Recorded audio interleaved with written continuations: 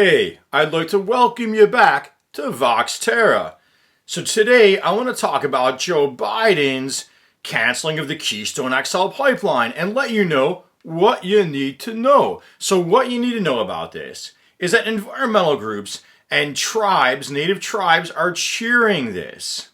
Now this also shows something I told people when I was warning them, don't vote for Trump, right up front. And I told them why. I said, look, Trump is going to be in the pockets of what I call the reckless elements of the business community, chief among those in the petrochemical fossil fuel realms.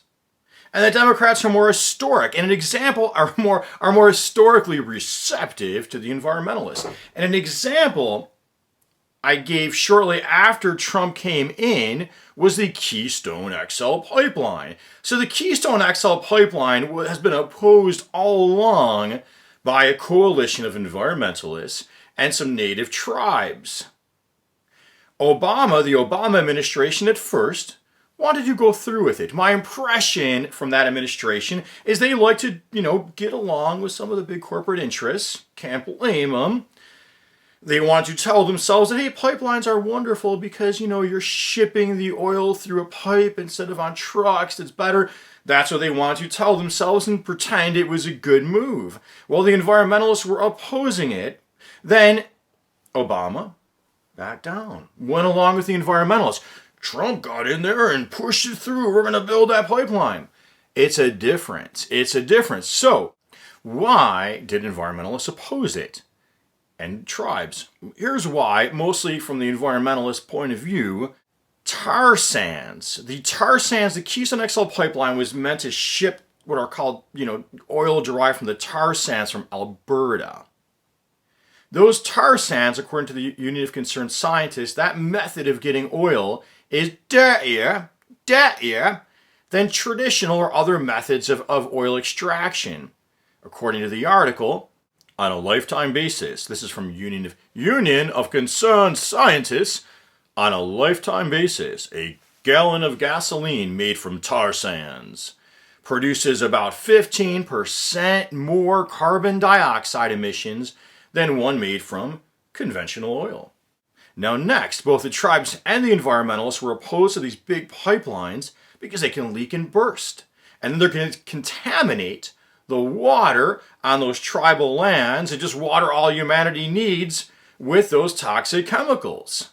Which that gets me to another one of my ongoing theses, is that if we have an economy that is actually destroying our environment, then it's not really adding value, is it? Plus, they oppose pipelines in general because it represents a new commitment to fossil fuels at a time when we should be moving away. Should have been moving away for decades. Once the money's put in, you know how the world works. So once the money's put in, people don't want to lose it. Can you blame them? They're going to want to tell themselves what they're doing is good. Then they're going to want to tell the politicians what we're doing is good. And they're going to influence the media to say it's good. You got all kinds of people on the payroll wanting to believe in the project and wanting to keep it going. So you start investing more in oil and gas infrastructure, you're going to get more oil and gas. Now, as a noteworthy aside, I read in a business news publication that some of that pipeline infrastructure could be retrofitted to ship hydrogen fuel.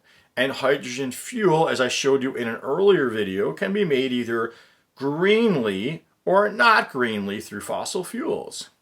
And while we're on the topic about business interests self-perpetuating once the money gets involved and they want to kid themselves and tell themselves, there's also a component of bullying and violence. For that, you want to look at DSMOG for the disinformation campaigns. And I think I shared with you one of their articles in the past about the militia movement being, sort of taken advantage of by some of these industries and defending them within the US and also within Canada and Alberta.